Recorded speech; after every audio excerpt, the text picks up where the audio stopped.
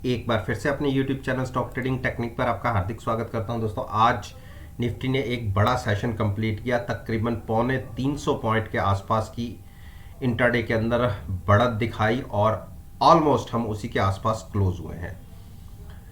इतनी बड़ी मूव की तो मैंने भी संभावनाएं व्यक्त नहीं की थी, लेकिन फिर भी सारे शॉर्ट जो कॉल है शॉर्ट थी उसको ट्रैप किया और वन साइडेड मूव ही देखने को मिली सारे सेशन में, जबकि आज एक वॉलेटाइल सेशन की उम्मीद मैं करके चल रहा था।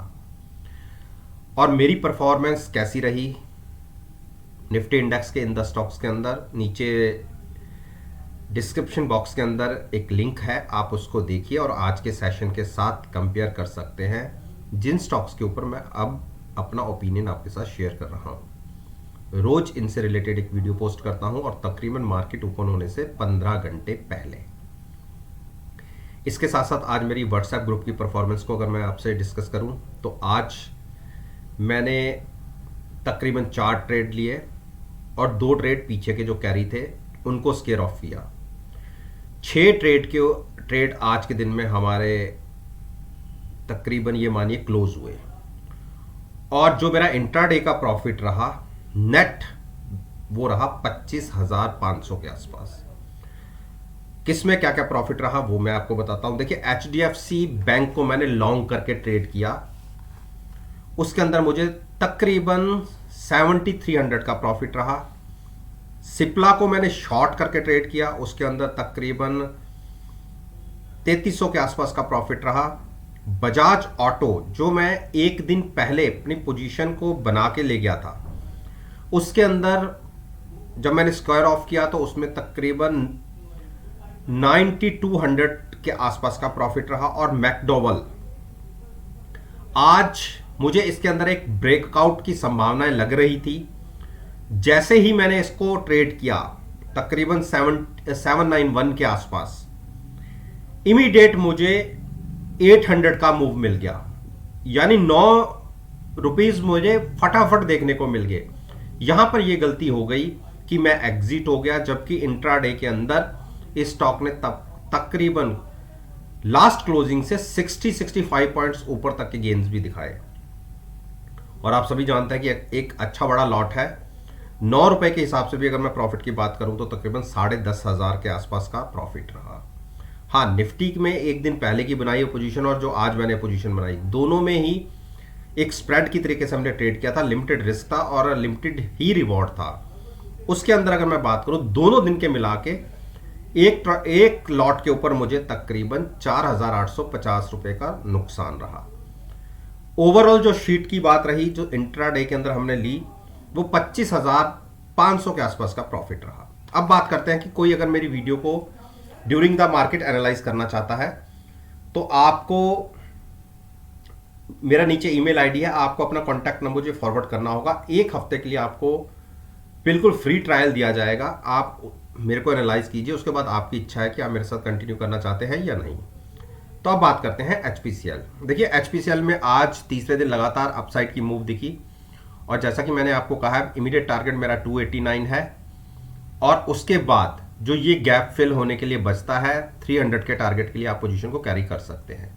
तो जब तक स्टॉक 272 के ऊपर है आप लॉन्ग में रह सकते हैं। तो जो यहां से बाय न्या करना चाहता है वो 275 के आसपास की पुट बाय करके भी फ्यूचर्स को लॉन्ग कर सकता है। ITC ने आज ऊपर से थोड़ी सी गिरावट दिखाई, 245 से 242.50 के आसपास की क्लोजिंग आई है। और आप RSI का लेवल देख लीजिए। देखिए, सभी लोग अगर आप टीवी के ऊपर देखेंगे, चाहे CNBC देख लीजिए चाहे और एनालिस्ट को देख लीजिए, हर लोग इसमें 265 280 तक के टारगेट बोल रहे हैं। देखिए, लॉन्ग रन में तो बिल्कुल आ सकते हैं, इस चीज़ को मैं भी डिनाई नहीं करता, लेकिन क्या 215 से जो मूव कंटिन्यू होगी वो सीधी 280 तक की होगी, उससे पहले उतार चढ़ाव नहीं होंगे। तो इसीलिए क्योंकि हाईली ओवरबॉट स्टॉक हो रखा है, तो मेरा ये मानना है कि एक बार ये स्टॉक 230 और 225 तक आना चाहिए। अब जो लोग डिप पर बाय करना चाहते हैं उनके लिए प्राइस रहेगा 225 के आसपास का, तो वहां पे लॉन्ग कीजिए। देखिए मैंने इस स्टॉक को यहां से शॉर्ट करके तो ट्रेड कर सकता हूं, मैं यहां से लॉन्ग नहीं करूंगा। लॉन्ग के लिए मुझे जो मेरा प्राइस है, हो सकता है कि ना आए, मैं इस चीज के लिए, लेकिन मेरा जो प्राइस 205 206 के आसपास का है, मैं उस पर अभी भी कायम हूं। मुझे डिप पर ही इसको बाय करना है। मैं अपनी बात कर रहा हूं, बाकी आपके लिए मैंने प्राइस बता दिया कि आप कहां से लॉन्ग कर सकते हैं। अब हिंडाल्को देखिए, हिंडाल्को में हमारी पोजीशन एक बनी हुई थी और उसको हम अभी भी कंटिन्यू कर रहे हैं। और मेरा एक टारगेट बनता है 490 का। देखिए ये स्टॉक बार बार इसी के आसपास जाके रुकता है, 2-3 बार यहां पे हुआ, उसके बाद बड़ी गिरावट, अब फिर हम उसके आसपास पहुंच रहे हैं। एक बार मैं एग्जिट करने की कोशिश करूंगा अगर 490 का प्राइस मुझे दिख जाता है। अब बात करते हैं कि आगे आपको ट्रेड क्या लेना है। बिल्कुल शॉर्ट करके ट्रेड मत लीजिएगा, डिप पर बाइंग करने की स्ट्रेटजी दीजिएगा। मैं इसको शॉर्ट करने की एडवाइस नहीं दूंगा, डिप पर बाय करने की एडवाइस दूंगा अगर गिरावट में 470 460 के आसपास मिलता है तो। और शॉर्ट के लिए अभी टाइम नहीं है, अभी RSI का लेवल भी बहुत नीचे का है, तो इसको शॉर्ट करने की भी गलती मत कीजिएगा। डॉक्टर रेड्डी ने फिर से एक अपनी सपोर्ट को ब्रेक किया है, तो वैसे तो स्टॉक बेरिश लग रहा है इस, अगर MACD को देखें तो। और यहाँ से मैंने थोड़ा सा अवॉइड करने के लिए बोला था, मैंने कहा था जिसको नया ट्रेड लेना है वो एक बार 4900 के ऊपर क्लोजिंग मिले तो लॉन्ग साइड पर जाए।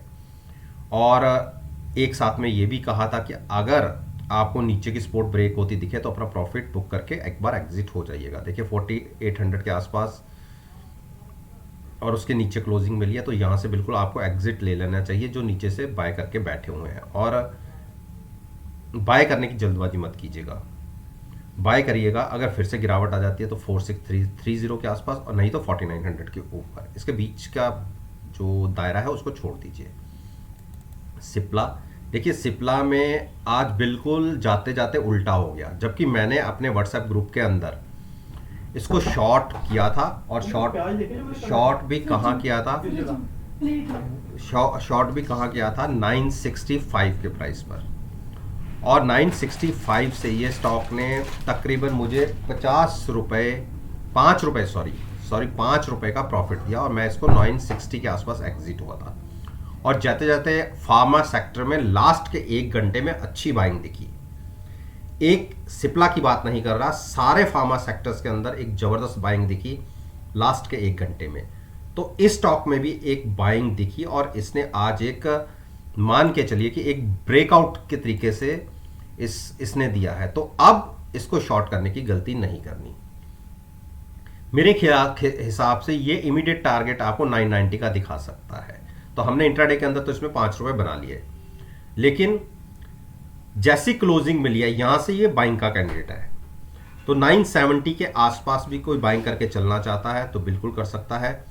At the money put buy के करके फ्यूचर्स को लॉन्ग कर सकते हैं। इमीडिएट टारगेट मेरे को 990 का दिखता है। जब तक ये 956 के ऊपर है मैं इसमें बेरिश नहीं हूं, क्योंकि अगर आप मेरी इससे पहले 10-12 वीडियोस देखेंगे तो मैंने आपसे कहा था कि पहले 25 का प्राइस होता था, फिर 35 का भी हुआ कि 930-35 पर आप इसको बाय कर सकते हैं और 960-65 पर आप इसको सेल कर सकते हैं।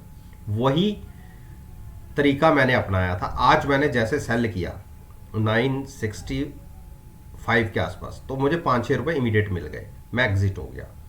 लेकिन आज की जो क्लोजिंग है ये इसकी एक बुलिश की तरफ की एक इंडिकेशन दे रही है कि अब यहां से इसको शॉर्ट करके ट्रेडिंग नहीं करनी जब तक कि ये 990 और 1000 को क्रॉस नहीं करता। तो ये स्ट्रेटजी रहेगी इसमें लॉन्ग साइड जाने की। शॉर्ट की एडवाइस नहीं है। और जिन्होंने डिप पर बाय करना है उनको वेट करना पड़ेगा। हो सकता है कि पहले ये 990 की प्राइस को छुए और उसके बाद ये 950-60 की तरफ आए। तो आपको अगर 945-50 के बीच में मिले तो आप बाय कर सकते हैं। भारती एक रेंज बाउंड है। आज इतनी बड़ी मूव के बावजूद भी एक सीमित से दायरे में ट्रेड करता रहा, और मेरा ये मानना है कि आज जैसे इसने एक बेयरिश हैमर को एक तरीके से मान लीजिए बनाया है, मैं 100% नहीं कह सकता लेकिन मैं 95% श्योर हूं कि एक बार ये 700 613 क्रॉस करके नीचे क्लोजिंग देगा और उसके बाद 680 भी ब्रेक होगा। और अगर 680 ब्रेक होता है और आपको स्टॉक 660 के आसपास मिलता है तो आप वहां पे लॉन्ग कीजिएगा। मैं यहां से एक शॉर्ट करके ट्रेड लेना पसंद करूंगा 713 के नीचे अगर मुझे क्लोजिंग मिलती है तो। बजाज फाइनेंस, देखिए बजाज फाइनेंस ने आज तकरीबन आप देखिए जो टारगेट लगा दिया 17 इंट्राडे के अंदर 8000 का भी। और मेरी कल की वीडियो आप देखिए, मैंने क्या कहा था 7900 या 7950, मैं 7900 के ऊपर ही बोला था। और मैंने इस स्टॉक को शॉर्ट किया है 7957 के ऊपर। उसके बाद मैं ट्रैप भी हुआ, ऊपर तक प्राइस चला गया, लेकिन उसके बाद फिर से नीचे आ गया है। लेकिन मैं अभी एग्जिट नहीं हुआ क्योंकि जैसी ये मूव दिखी है मुझे लगता है कि 50-60 पॉइंट यहाँ से गिरावट आ सकती है। 84 की आरएसआई के साथ स्टॉक ट्रेड कर रहा है, तो मुझे केवल इसमें से 70 से 80 रुपए चाहिए। उसमें से मेरी कॉल का प्रीमियम माइनस होगा, उसके बाद जो बचेगा वो मेरा नेट में प्रॉफिट रहेगा। और आपको पता ही है कि मैं सारी पोजीशंस हेजिंग के साथ ही बनाता हूँ। तो मेरा टारगेट जो होगा वो तकरीबन होगा 7650 का। आप ये मान के चलिए कि मैंने 7950 के आसपास शॉर्ट किया हुआ है, तो इस ट्रेड को मैं शॉर्ट साइड पर कंटिन्यू करूंगा। अब बात करते हैं कि आपने क्या करना है। देखिए 84-85 के आरएसआई के साथ जब स्टॉक ट्रेड कर रहा होता है हाईली ओवरबॉट होता है। ऐसा नहीं है कि यहां से मूव नहीं मिल सकती, बिल्कुल मिल सकती है, लेकिन पॉसिबिलिटी प्रॉफिट की बहुत कम रहती है। जो आपका रिस्क रिवॉर्ड रेशियो है वो आपके फेवर में नहीं होता। तो अगर आपको यहां से 3 से 4% की जब गिरावट आएगी तो आप डिप पर बाय कीजिए, यहाँ पे थोड़ा सा अवॉइड करके ही चलिएगा। तो वो प्राइस अगर आपको 75-7400 के आसपास मिल जाए, यहाँ से 400-500 पॉइंट नीचे, तो आप लॉक कीजिए। अब बात करते हैं हम अरविंदो फार्मा को अवॉइड कीजिए। देखिए एक बिल्कुल सुस्त सा कारोबार दिखा रहा है। आज जाते जाते इंश्योरेंस सेक्टर में एक अच्छी बाइंग भी दिखी, तो उसके बावजूद भी इसने कोई बड़ी मूवमेंट नहीं दिखाई। तो जब तक ये 750 का प्राइस मान के चलिए उसके ऊपर क्लोजिंग नहीं देता, तब तक ये 800 की तरफ नहीं जा सकता। एक छोटे से रेंज में फंसा हुआ है। हाँ, यहाँ की जर्नी इसकी बहुत अच्छी रही, और ये जो जर्नी में आपने पैसा बनाया है, मेरा मानिए तो इसको थोड़ा सा संभाल के रखिए। एक बार जहाँ पे ये ट्रेडिंग दिखा रहा है, जब तक 750 क्रॉस नहीं करेगा बड़ी मूव तो भूल जाइए। लेकिन मैं नहीं चाहता कि जिसको प्रॉफिट यहाँ तक आ रहा है, देखिए जिसने डिप पे बाय किया हुआ है और अगर वो अपने पैसे यहाँ तक बचा के भी रख सकता है, तकरीबन 80-90 पॉइंट्स हैं, तो एक बार नीचे आप एक एग्जिट पॉइंट अपना डिसाइड करके रखिए कि वहाँ अगर वहाँ तक चला जाता तो मैं एक बार अपना प्रॉफिट लेके एग्जिट हो जाऊँगा। नई फ्रेश बाइंग 750 के ऊपर क्लोजिंग आने के बाद ही लीजिए। अंबुजा ने नीचे से देखिए हमारे पास यहाँ से एक लॉट है 405 के आसपास का हमने बाय किया हुआ है, और 3 स्टेप्स में हम यहाँ तक आ गए हैं। देखिए अब जिसको नया ट्रेड लेना है 425 के ऊपर क्लोजिंग आएगी तो लीजिएगा, तब तक वेट कीजिए और हम अपनी पोजीशन को एज इट इज़ कैरी करेंगे। अगर उससे पहले कहीं फिर से गिरावट आ जाती है तो एक अच्छा प्राइस रहेगा 400-405 के आसपास का नया ट्रेड लेने के लिए। लेकिन जैसे मैं हमेशा आपसे कहता हूँ कि कोई भी पोजीशन चाहे शॉर्ट साइड पर या लॉन्ग साइड पर अगर ले रहे हैं, मैं फ्यूचर्स की बात कर रहा हूँ, अपनी पोजीशन को हैज जरूर रखिए। उसका रीज़न क्या है कि हम 2 से 3 से 4% के लिए अपना ट्रेड लेते हैं प्रॉफिट के लिए, लेकिन हम अपनी कैपिटल को रिस्क के ऊपर 100% लगा देते हैं। तो ऐसा मत करिए। 2-3% अगर हमें हैजिंग के लिए प्रीमियम पे भी करना पड़ जाए तो आप देखिए वो प्रीमियम आपकी कैपिटल को 97% सिक्योर करता है, और वही प्रॉफिट और लॉस आपका डिसाइड करेगा। हाँ, उनके लिए मैं नहीं कहता जो केवल ऑप्शंस के थ्रू बाय करके ट्रेड करते हैं। देखिए उनका रिस्क तो पहले 1 घंटे से ही शुरू हो जाता है, और चाहे वो जितने की भी ऑप्शन खरीदे, चाहे 10,000 की चाहे 15,000 की, 100% वो अपना अमाउंट को रिस्क पे रखते हैं, क्योंकि वो कोई हेज करते ही नहीं है। तो ये चॉइस आपकी है कि आपने किस तरीके से ट्रेड करना है, लेकिन अपनी कैपिटल को सिक्योर जरूर कीजिएगा, क्योंकि वही एक माध्यम है जो आपको प्रॉफिट कमा के दे सकता है। उम्मीद करता हूं कि आपको मेरी ये वीडियो पसंद आई होगी, और अगर पसंद आई है तो मेरे चैनल को सब्सक्राइब कीजिए, मेरे साथ जुड़िए और साथ में बेल आइकन का बटन प्रेस करना मत भूलिएगा ताकि नोटिफिकेशन टाइम से आप तक डिलीवर हो सके। इस बात के साथ मैं आपसे विदा लेता हूं और एक नई वीडियो के साथ फिर से आपके सामने आऊँगा। तब तक के लिए धन्यवाद। Take care.